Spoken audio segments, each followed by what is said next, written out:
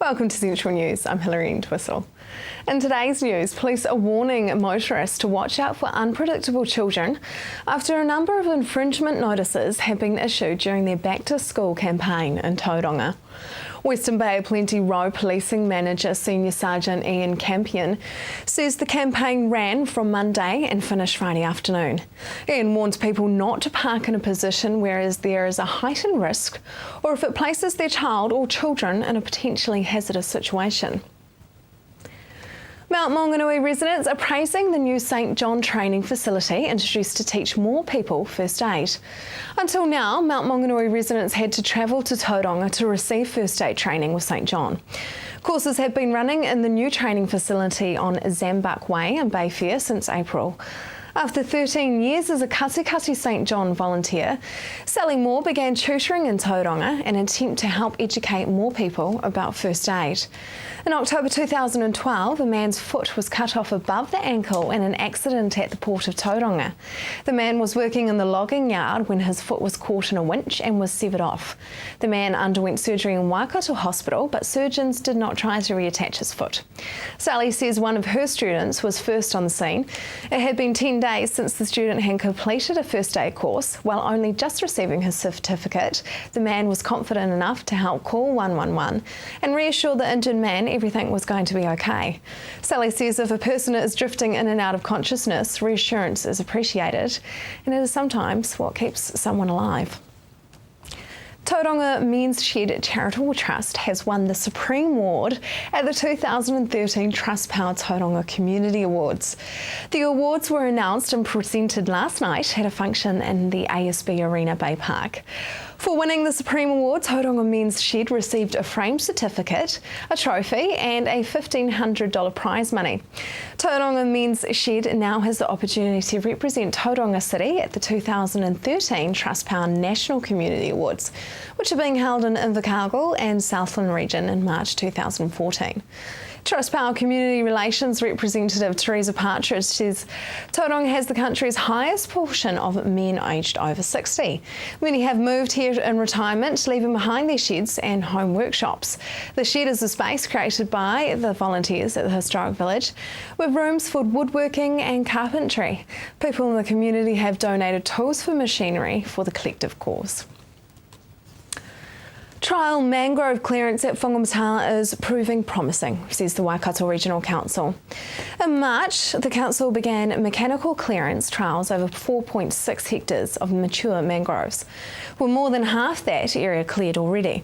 The council's Whangamata project manager Emily O'Donnell says the methods used were proving effective, which involves the use of a digger with root raking attachments and chainsaws. The pace of further clearance at Whangamata will be influenced by the results of the trials and the monitoring results. The council currently has consent to clear a total of 18 hectares of new mature mangrove clearance and tidy up a previously cleared areas. Now for our region's weather. Hamilton, your Wednesday will be mostly fine with some morning and evening fog. Your expected high is 20 and an overnight low of 8. Tauranga, fine with some morning and evening fog and light winds too. Your expected high is 20 and an overnight low of 11. Just ahead, a Ugandan woman with a heart of gold.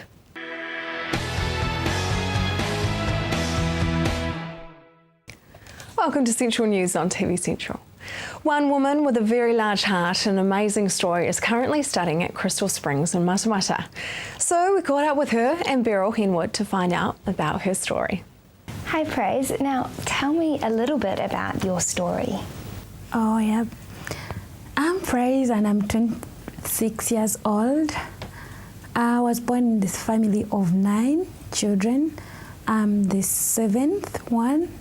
I didn't see my dad when I was 2 months in my mother's womb. He died. He was murdered, and then my mother got married when she was 13 years old, and because she couldn't take care of us as a young mother, she took us to her mother, her grandmother, and here we found our 24 other cousins, whom the parents had all died of AIDS. And between my grandma and granddad, they had 25 children, but they all died of AIDS, and only having 2 aunties and 1 mom, my mom. Yeah, so we all stayed there, and life was not easy. And by 11 years old, I gave my life to God. It was not easy because my mother didn't like God at all, and she almost caned me to death. So when I was 13 years old, again, I renewed my life with God. And when I was 14, my grandmother passed away, and here everyone had to take care of him or herself. And so from there, someone took me in, and then when I was 15, I got my first child from the street, Stephen. It was not all that easy, but I could feed him from the back door, like in the window of my house where I used to stay, because really this family didn't like him, and they said he's a thug, he's a thief, he's everything. So whenever I was coming from school, I would tell him to go behind the house. That's where I would feed him from. And I did that for 2 years. And then they got to find out that I was feeding him. So that was the end of my stay in that home. And I had to move on. Yeah. So can you tell me a bit about starting up the orphanage or your home and bringing children into your home? Oh yeah, like taking in this little boy, little did I know that God had called me to do that work. Just like he was 1, but let alone his friends came on like following him, wanting to know where he is. So like most of them, and I got involved so much, like finding out where they came from, how they are doing. So that's how I came to step in the ministry of working with orphans when I was 15 years old. And then by the time I was 18, I had several children. Yeah. Well, it's an amazing story, and it sounds like you're just the most amazing person. So Beryl, can you tell me a bit about how you got to know Praise? Well, Orphans Aid International phoned me and said, could we help? They were sponsoring her to come out, and could we help? They wanted her to do a discipleship training school with us, and so we gave her a scholarship, and we've been blessed in just having her with us with this amazing story. I keep finding out more and more about what she's done, and she's so young, so yeah. So you're now doing a bit of study over here in Matamata. So can you tell me how you're enjoying New Zealand? I'm enjoying New Zealand. It's a very beautiful country, and also meeting some new friends at school from different nations. It is real awesome, though it is somehow cold for me. Yeah, but it's real good. I love New Zealand. Yeah. Oh, amazing. Now, can you tell me what your goals are for your orphanage over in Uganda? I really want to see kids being loved, kids to have care in a family set-up state. Yeah, and I would really love to see kids growing up with love, being loved. Yeah. And you told me before we came into the studio, you also told me about the kitchen where you live. Can you tell us a bit more about that? Yes, where we live right now is in the jungle, and so we moved in there just because that's where we built our own house with the children, and so after building the house, we didn't have what it takes to build the kitchen, so we cook from outside, and when it rains that day, we go without food just because we can't cook from the rain. Yeah, so we don't have a kitchen right now. That would be amazing. So just quickly, how exactly can everyone donate? You can donate through Orphans Aid International. Go onto their site and click on donate, and then click on praise. Make sure you click on praise so that it gets to her. Visit orphansaidinternational, one word, .org to support the very worthy cause. Just ahead, Mia Julie Hardacre.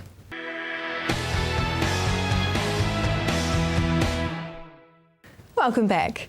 We continue tonight with our local government reform special with the last part of our interview with Mayor Julie Hardaker. Should councillors and council staff be held more accountable if a decision made by the council actually results in public loss? Well, councillors are held accountable. You can turf us out at the next election. That's what democracy is about. If you don't like the decisions of the past, then you elect not to have those people represent you again. And that is the best form of accountability. You lose your job. Staff are accountable. They're accountable to the council, which is the governance body. And it is very important that those around the governance table do hold the organisation accountable to deliver the decisions that the councils make. And again, that is something that's very important to me. Because at the end of the day, the buck stops with those who are elected. Under the new reform, councils will be required to disclose in their annual reports information on the number of staff employed. How will this affect the Hamilton City Council, and do you think you will be asked to make staff changes? No. So we're driving $15 million worth of efficiencies through the organisation. That has resulted in some redundancies. To me, it's actually not about the numbers, it's about what's the outcome, what's the efficient delivery of outcome for the budget. And we've been very, very clear in our plans. This is the budget. Don't ever come to us and ask for more money or going outside the budget. The budget is the budget, and we've been sticking to that, and we've done a very good job of that. So no, we're not concerned at all about the staff numbers and the reporting on that, and in fact I think that's a very good idea. People ask these questions all the time, and that information should be available to the public and easily accessible. The Local Government Auckland City Council Act 2009 mayoral powers in respect of appointing deputy mayors, establishing committees, appointing committee chairpersons and proposing plans and budgets will be extended to all mayors from October 2013. Will this actually give you more power than you already have? Yeah, and everyone is talking about this. Does it mean anything really? Look, at the end of the day, the mayor is one vote around the council table, and we are all elected in the same way to represent the community. And in order to get your agenda or your plans or your aspirations through into the decision-making forum and actually happen, you need the support of the majority around the council table. So while I think it's very good that the Act has defined more clearly what the expectations of the mayor are vis-a-vis the public, I think the public have a perception that actually the mayor makes all the decisions and the mayor does all of this stuff, and of course that's not the reality. So I think it's good that the Act has defined the mayor must lead that, but of course it's very important that the mayor does that in consultation with the council and gets the council on board. So I think it's really clarifying leadership. Will it make any difference at the end? I think it'll make some difference because it'll give the mayor the authority to actually lead it. And at the moment it's probably implicit but doesn't necessarily happen. Do you think that a council chief executive should be voted in? No. Do you think that council's liability should lie with central government or their ratepayers, or a balance of both? No, local government makes local government decisions for the community locally. They should be responsible and accountable for those decisions. Where it gets mixed up and a little bit grey is whose responsibility is something. And there's a sort of a box in the middle, if you like, about is it central government, is it local government? And you gave some examples earlier. Is NCA passes, are they government's responsibility, local government's responsibility? Another one is jobs. Does local government have a role in creating jobs, or is that central government's role? And some of these things get quite grey. And of course, for local government, we're at the coalface of the community. So people's expectations on what we can and can't do kind of fall in that bracket. But I think if the decision maker is the local government is accountable and responsible and needs to stand behind that decision and deliver it. And then we can hold the government accountable for their decision making and what we think they should be doing in our community through strong advocacy. And I think local government needs to step up a bit more on that, and punch back, I think, a little bit more and demand a higher level of commitment locally from government, particularly now that our purpose has been redefined. There's a group of things that the government, I think, needs to do better. What change of the local government reform bill do you think will affect Hamilton City Council the most? Well, the fiscal stuff, we're already on board, so we're not concerned about that. The mayoral powers we've talked about. The purpose, look, I think, there's going to be some analysis on that. The community certainly will have an opportunity to have a say about that, and I think that may result in some changes. We're not sure yet. We've got to work through that process, and at the moment our assessment is everything probably fits within that purpose, but more inquiry is needed, so that may have some effect. The amalgamation provisions, I think, will have an effect on Hamilton because they allow any party to take an application for reorganisation within their region. So it doesn't need to be a local government that does that. It could be anyone in the community. And once that happens, then the Local Government Commission has to start a process and councils have to respond to that proposal. So I think given the debate that's going on in the public and our own discussions about governance in the Waikato, that might be where it really hits up against the community the most obvious in that respect. Tomorrow night we have Hugh Vercoe, the Mayor of the Matamata Piako District Council, in the last part of this interview. Coming up next, the Tauranga Arts Festival.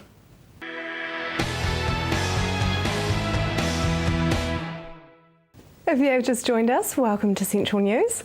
The biannual Tauranga Arts Festival is commissioning a piece of artwork to showcase in this year's event. We've talked to some of the minds behind the event to find out what they're looking for. Joe, what are the brief requirements for this commissioned artwork? It will be a 24-hour installation, temporary, but be up for the period of the festival, so night and day, all weather, out in all the elements, so it can't blow away. It needs to be visible and we'd like an interactive element and to fit in with the festival program, basically. Sonia, who's funding the commission? Yeah, absolutely. Well, this will depend on the chosen artist and the costs around the artwork. But what we're going to do is work with a new website that's run by the Arts Foundation of New Zealand called Boosted. That's www.boosted.org.nz, and it's a crowdfunding website, and it's really exciting because what you get to do is put new projects up. Any artist or arts organisation can do so and pitch it on the website, and then it's open to anyone from around the world to make a donation, and there's been a number of exciting arts projects that have been funded recently this way. We'll also, depending again on the project itself and what it ends up being, we might talk to a corporate sponsor as well. What is the Tauranga Arts Festival? Tauranga Arts Festival is 10 days of theatre, music, dance, visual arts. We have a readers and writers session, so it's basically in the CBD.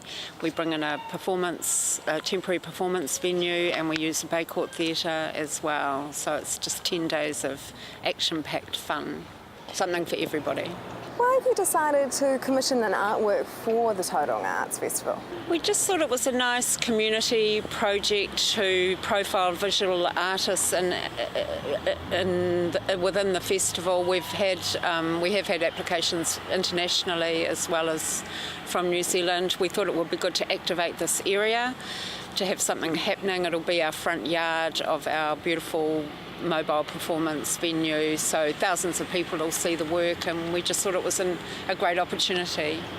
So Sonia, how can artists apply and when do they have to apply by? So the due date is by the 21st of May, and we're directing everyone through our website, which is www.taurangafestival.co.nz. So all the specs and requirements are on there, but basically we're looking for a 500-word statement outlining the project, along with obviously contact details and that. If the artist already has an image that's indicative of the project or their style of work, then if they could include that as well would be brilliant.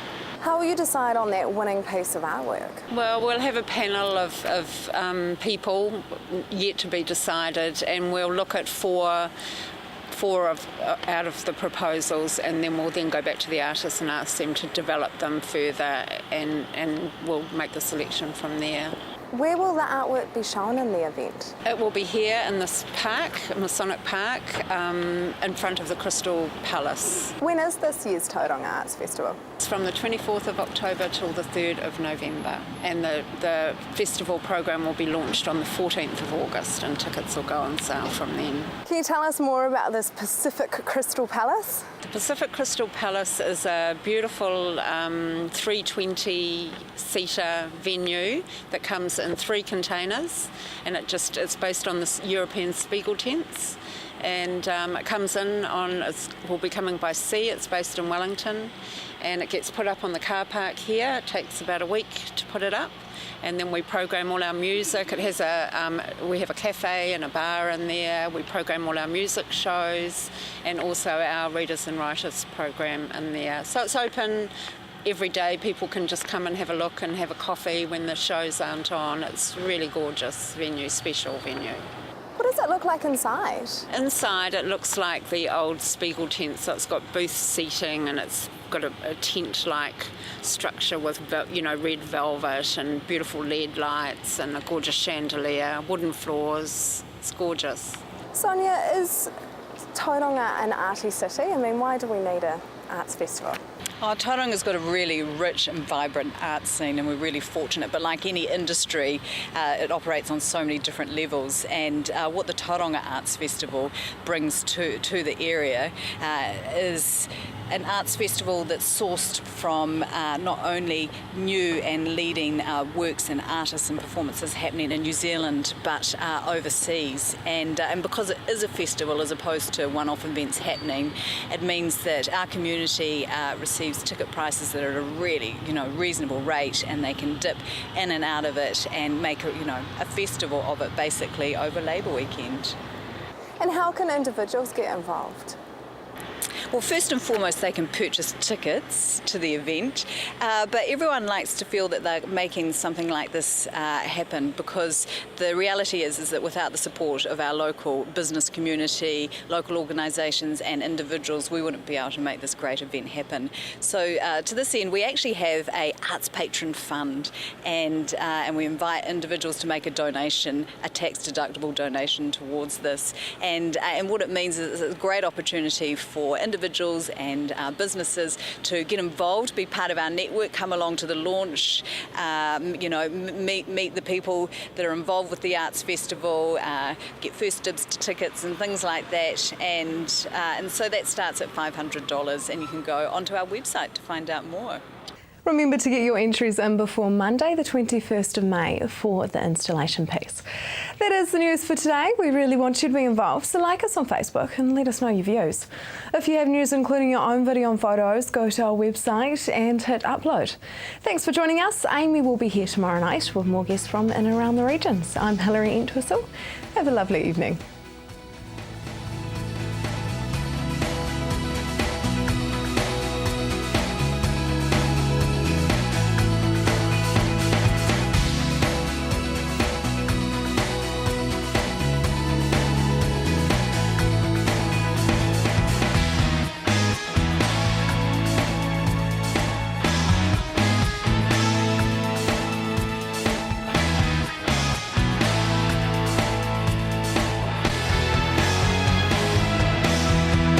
This has been an Alpha Media production, a division of Television Media Group. Supporting local content so you can see more of New Zealand on air.